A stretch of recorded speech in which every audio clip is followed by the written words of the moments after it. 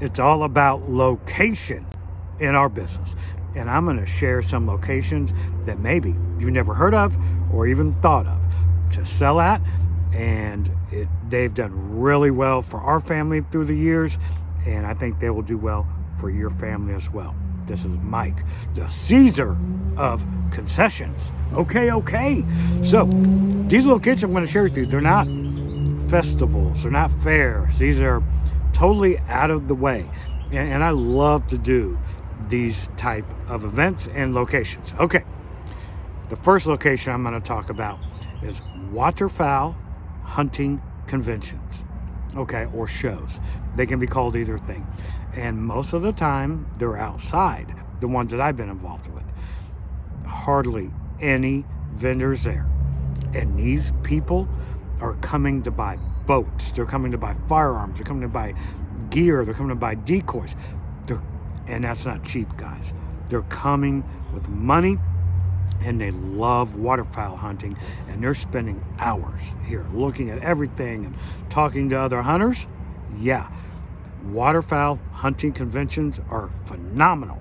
If you can get in there and sell the product that you serve, I think you will do extremely well. I got about 6 more locations I think you're going to love. I appreciate everyone who watches my content. And if you really like the videos, please consider subscribing to my channel, and please give it a like, give that thumbs up to let people know you like the content. And I love when you leave comments and we can interact with each other. On to location number 2. Okay, elementary school carnivals are fantastic. These are great events. I've never seen another food vendor in there, and we have done probably hundreds through the years.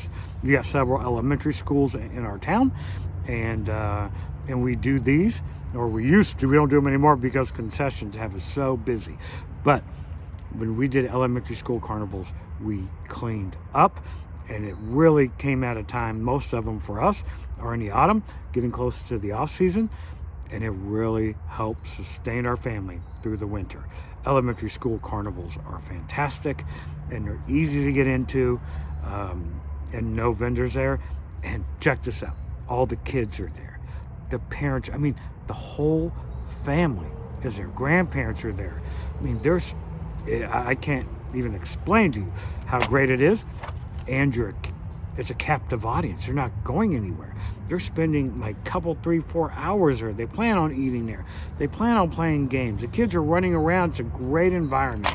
I really highly recommend elementary school carnivals. Okay, next, HOA events, homeowners association events. If you can find a suburb, okay, and that has an HOA, they're all over the place. And in my area, they do like yearly or sometimes 2 big events a year. And there's many homeowners associations. And everyone in that community comes out and gathers at a central park or whatever. If you can get in there, and they are great. Usually maybe a Kona Ice guy is about it. If you can get in there with anything else, hot dogs, kettle corn, lemonade, nachos, pretzels, the list goes on and on. If you can get out there with something different than the other only single vendor, and I'm telling you, 99% of the time, it's a Kona Ice guy, and that's it.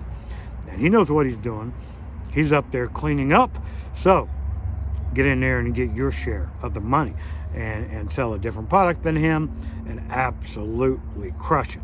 Homeowner Association, great events. Okay, next, indoor craft shows that are big.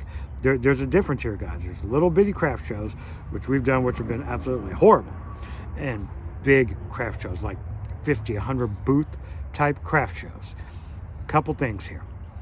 If you can get in running full concessions, I've done some, and they didn't have full concessions. And guys, it's not hard. A couple crock pots, a turkey roaster, a hot dog roller, you're in, right? You can make nachos, hot dogs, serve lemonade. If you do kettle corn, also have kettle corn, and now you're serving to all the vendors and the customers. craft shows that you can get in there with full concessions has been amazing for us. Now, when we just do a singular product, like we weren't able to do full concessions and have just done like kettle corn or something, it's been okay. Well, it hasn't been bad, but it hasn't been like when you can get in there with full concessions, and they're not hard to get into. If they don't have a concession stand, pay like 2 booth fees and get in there, and you'll make 10 times that. The vendors are there all day for like 3 days, guys, sometimes. Nowhere to eat, they're stuck there.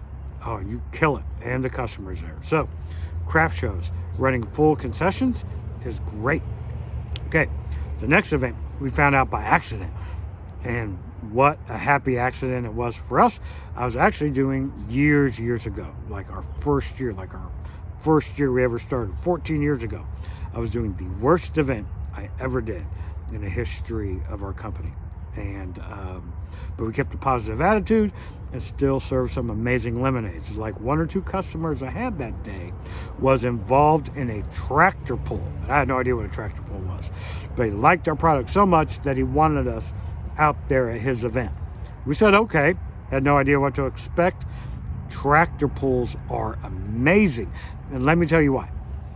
They're doing old vintage tractor, that you would as a farmer would use for their land, and lots of antiques and all kinds of other booths like our small town related. Okay, and there's hardly been any other vendors. There have been times where there's been other lemonade or kettle corn vendors there. We just had to compete with them or bring other products that didn't compete with them, shaved ice for instance.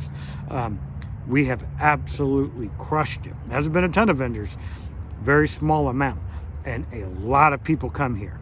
And what I've learned through this event and other small town events is in farming communities, okay, there's a difference between small towns and farming communities, okay?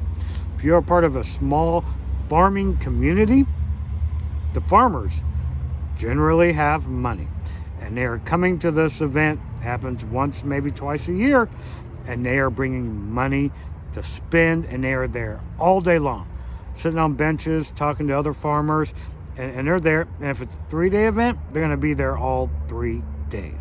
This is their time to kick back and relax. And when they're working so much all year long, I'm telling you, tractor pulls are amazing. And it's where they get a tractor and they pull a bunch of weight to see how far they can pull it. I don't know, not my thing. All I care about is that there's a lot of people there with money ready to spend it. Okay, my last event I want to share with you. Okay, this has been really good for us through the years. Indoor gun shows. These things are great, man. Indoor gun shows are great. Now, what we did for these, we would sell kettle corn. You could do popcorn. If you had a popcorn machine, you could do popcorn at these events, okay? And we just rented a booth or table, just like anyone selling firearms, clothing, books, sunglasses, whatever. They have all these at these firearms and gun shows, okay? Swords, knives, everything. We would do kettle corn. We would either pop it outside and have someone at the table selling it, or I pre-pop it and then take a whole bunch up there. And it's awesome. You're just sitting at a table, and when they come by, you have your couple little signs up, nothing big, right? You don't have to set up any tents or anything like that. You just sit at a table, and these people are walking around for hours buying this stuff, and they want something to snack on. Gun shows have been great. I hope you have enjoyed these locations, and maybe give them a look. And if you see if you have any in your community. Mr. Mike, the Caesar of concessions, out.